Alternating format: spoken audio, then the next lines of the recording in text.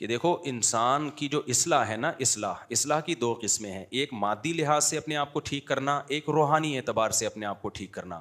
ہمیں ٹھیک ہونے کے لیے دونوں طرح سے ٹھیک ہونا ہے، جسمانی اعتبار سے بھی اور روحانی اعتبار سے بھی. روحانی میں پھر دو چیزیں، دل کے اعمال اور ظاہری اعمال. تو میں عرض کر رہا تھا کہ جتنی بھی یہ چیزیں ہیں، چاہے آپ ظاہری اعتبار سے اپنے آپ کو ٹھیک کرنا چاہو، چاہے آپ روحانی اعتبار سے، اس کے لیے جو بنیادی چیز ہے وہ ہے ہمت. وہ کیا ہے؟ ہمت. آپ کچھ بھی کرنا چاہتے ہو، ہمت کے بغیر نہیں ہو سکتا.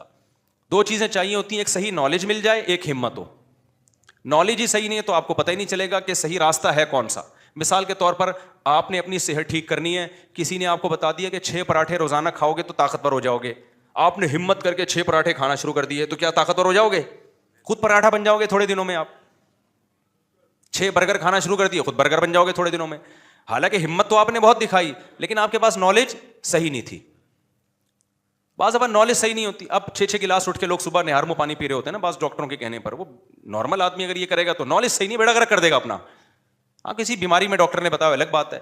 تو نالج صحیح ہو انسان کے پاس، لیکن اتنا بھی کافی نہیں ہے. ہمارے پاس بعض دفعہ نالج صحیح ہوتی ہے، ہم سب کو پتہ ہے 5 نمازیں فرض ہیں، یہ نالج ہے یا نہیں؟ لیکن پڑھ لیتے ہیں کیا؟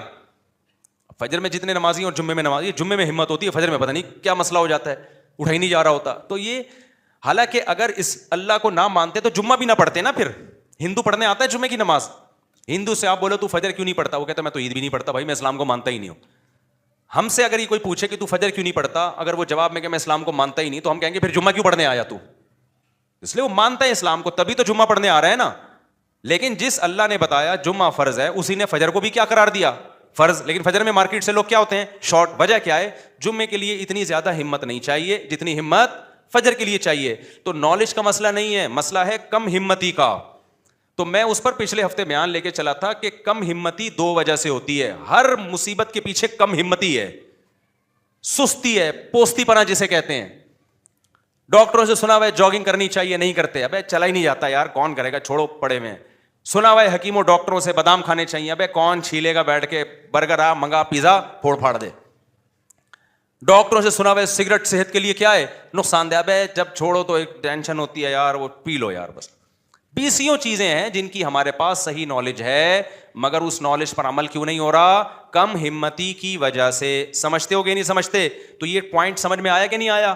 اب ہمت جو پیدا ہوتی ہے نا، کم ہمتی جو ہوتی ہے، کم ہمتی کی بھی 2 وجوہات ہیں، ایک روحانی وجہ اور ایک مادی وجہ ہے.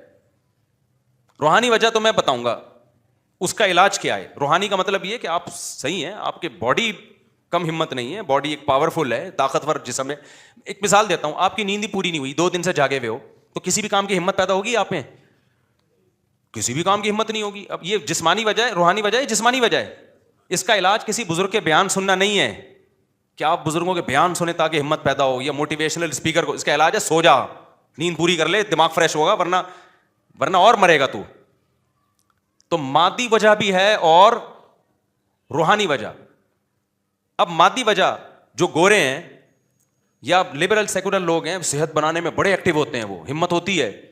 مذہب میں بالکل ڈھیلے ہوتے ہیں. وجہ کیا ہے؟ کہ ان میں کچھ روحانی خرابی ہوتی ہے. آخرت پر جیسا ایمان ہونا چاہیے وہ نہیں ہوتا، جنت جہنم پر جو یقین ہونا چاہیے وہ نہیں ہوتا، اللہ کی جو محبت ہونی چاہیے وہ نہیں ہوتی، دنیا کے مسافر خانے کا استحضار ہونا چاہیے وہ نہیں ہوتا. تو دونوں چیزوں کو جب تک، دونوں قسم کی بیماریوں کو ٹھیک نہیں کرو گے، اس وقت تک ہمت پیدا نہیں ہوگی. اور یاد رکھو، کم ہمتی ایک ایسی بیماری ہے، آخرت تو تباہ ہوتی ہے، دنیا بھی برباد ہوتی ہے کم ہمت آدمی کی. دنیا میں سست اور کم ہمت کو زندہ رہنے کا حق ہی نہیں ہے، مر جاتے ہیں یہ لوگ. اور زندگی ان کی موت سے بدتر ہوتی ہے، موت سے بدتر زندگی ہوتی ہے. تو کم ہمتی ختم کرنے کے لیے میرے بھائی اپنی خوراکوں کو بھی ٹھیک کرنے کی ضرورت ہے، لائف اسٹائل کو چینج کرنے کی بھی ضرورت ہے. میں بہت دنوں سے سوچ رہا ہوں، ہمارے استاذ میرے شیخ و مرشد مجھے کہہ رہے ہیں آپ لوگوں کو بیعت کریں بیعت کریں. میرے ذہن میں آ رہا ہے کہ میں جو اگر بیعت لڑکوں کو شروع کر دوں نا، تو اس روایتی انداز سے نہیں چلوں گا میں. کیونکہ ہمارا سب سے بڑا مسئلہ دینداروں، چاہے دینداروں بے دینوں، سستی ہے.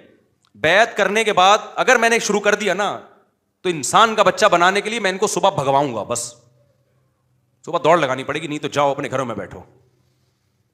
بعض دفعہ خانقاہ میں لوگ آتے ہیں، کھا کھا کے اور گردن کیا ہو جاتی ہے،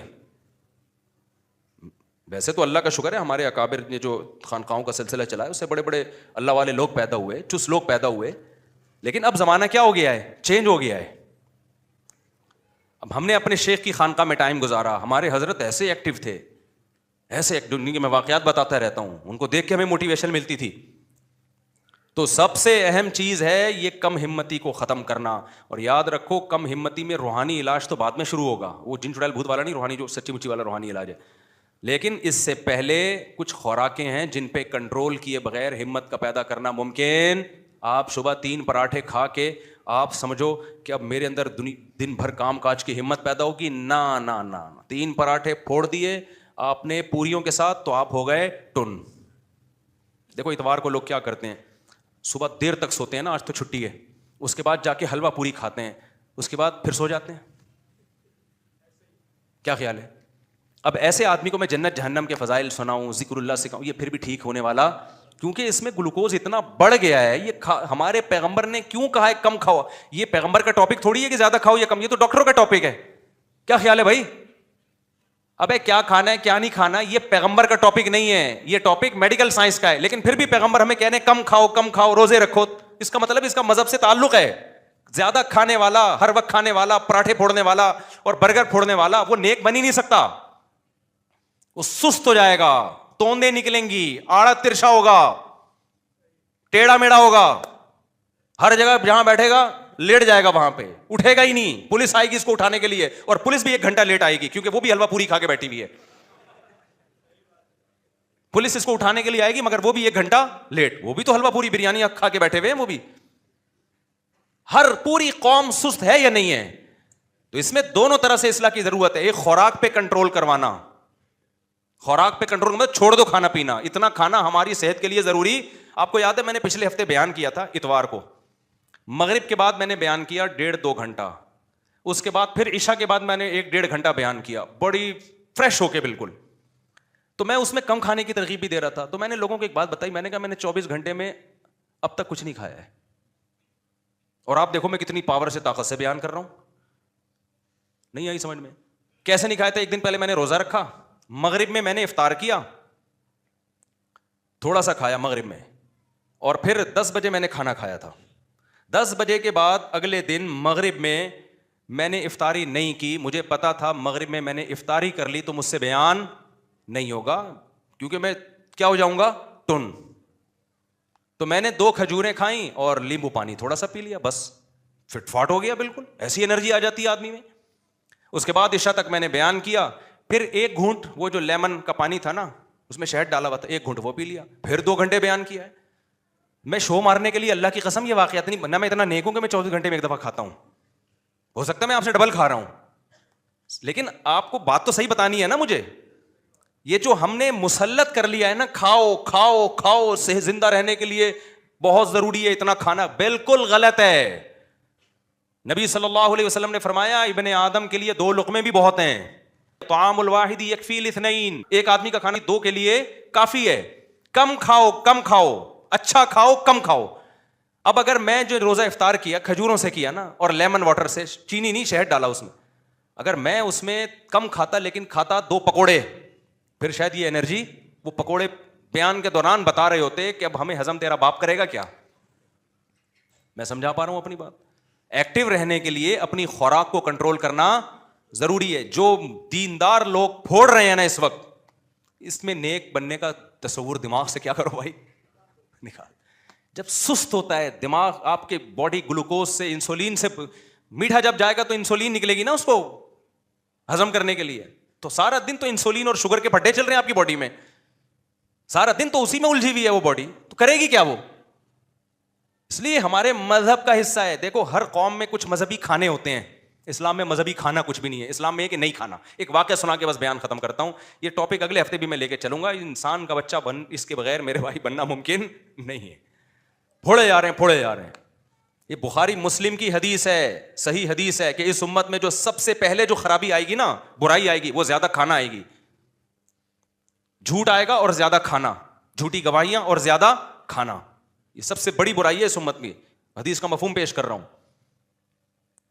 تو ہر قوم میں کچھ کھانے ہوتے ہیں نا, ہندوؤں کے کچھ مخصوص قسم کی لڈو ہوتے ہیں, وہ ان کے یہاں کھانا ہے, فلانے کے یہاں یہ ہوتا ہے, فلانے کے یہاں یہ ہوتا ہے. اسلام میں کیا ہے؟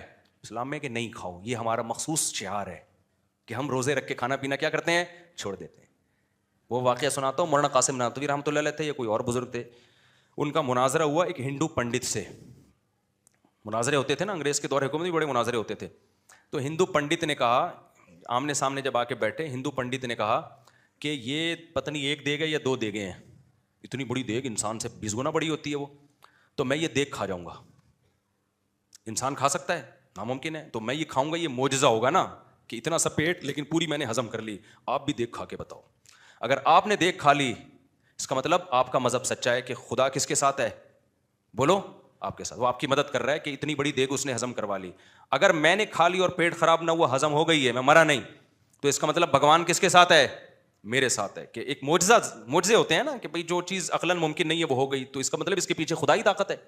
انہوں نے پھر تھوڑی دیر کے بعد کہا دیکھو بھائی, یہ دیگیں کھانا یہ بھینسوں ویسوں کا کام ہے, انسانوں کا کام نہیں. انسان کا کام ہے خواہشات پہ کنٹرول کرنا. بھوک لگ رہی ہو پھر بھی نہ کھائے, یہ ہے کام.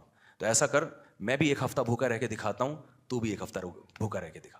جو ایک ہفتہ بھوکا رہ کے بھی زندہ رہ گیا اس کا دین سچا. اس کا مطلب خدا کس کے ساتھ ہے, اس کے ساتھ. وہ نہیں بیٹھ سکا اس میں. تو میرے بھائی, کھانا پینا گائے بھینسیں ہم سے زیادہ کھاتی ہیں, یہ ان کے لیے چھوڑ دو. ہمارا کام کیا ہے, کھانے پینے پہ بولو کنٹرول کرنا. آپ کہتے ہو یہ بادام پستے اخروٹ ہم کیسے کھائیں گے, جب آپ ادھر سے چائے کا خرچہ اور یہ پان گٹکوں کا کم کرو گے نا, تو میں نے کیلکولیشن کر کے دیکھی ہے کہ مہینے کی چائے یہ بادام سے زیادہ مہنگی ہے. آپ کیلکولیشن کر کے دیکھ لو, پستوں سے اخروٹوں سے بولو زیادہ مہنگی, دودھ سے زیادہ مہنگی پڑتی ہے یہ سب چیزیں. تو خیر, یہ میڈیکل سائنس کا شعبہ ہے, کیا کھانا ہے کیا نہیں کھانا. میں تو صرف یہ کہہ رہا ہوں کہ اپنے منہ شریف پہ کنٹرول کرنے کی کوشش کرو, اور اس کا بہترین حل اللہ رسول نے ہمیں بتایا, روزے رکھنا. کیا خیال ہے بھائی, کیا کرنا ہے بھائی؟ میں نے ایک بیان میں لوگوں کو کہہ دیا 10 روزے رکھو, میں بھی رکھوں گا. میں نے تو رکھ لیے 9 کے بعد اس دن کیا ہوا کہ میری آنکھ نہیں کھلی, پھر ایک بعد میں نے کمپلیٹ کیا. تو میرے بیان پہ لوگوں کے کمنٹس آئے کہ ہم نے آپ کے کہنے پہ روزہ رکھا, مصیبت میں پڑ گئے, سارا دن کوئی کام نہیں ہوا, کمزوری سے حالت نڈھال ہو گئی. تو خوب سمجھ لو یہ وقتی ہے, کیونکہ عادت جس چیز کی پڑی ہوئی ہے تو اس کو چینج کرنے میں ٹائم لگتا ہے. تو کوئی بات نہیں, سو کے گزار لو, 3-4 دن کے بعد یوز ٹو ہو جاؤ گے, عادت ہو جائے گی. صحابہ کرام 2 کھجوریں کھا کے جنگیں لڑی ہیں, فتح کی ہیں, تو وہ بھی تو اسی مٹی کے بنے ہوئے تھے نا. 2-4 دن لگتے ہیں یوز ٹو ہونے میں. وہ کمزوری نہیں ہے, وہ ایڈکشن ہے, عادت ہے. دماغ کہہ رہا ہوتا ہے ڈال کچھ پراٹھے, ڈال کچھ, کیا ہے کیوں نہیں کھایا تو نے, وہ دماغ ٹینشن میں آیا ہوا ہوتا ہے. 3-4-5-6 دن اس کے بعد وہ ٹینشن ختم. تو اس لیے تھوڑا سا اس طرف آنے کی ضرورت ہے, کیونکہ کھا کے نہیں ہو سکتا, یہ سستی دور نہیں ہو سکتی ہے. اور بھی بہت ساری چیزیں اس کے علاوہ پھر کبھی انشاءاللہ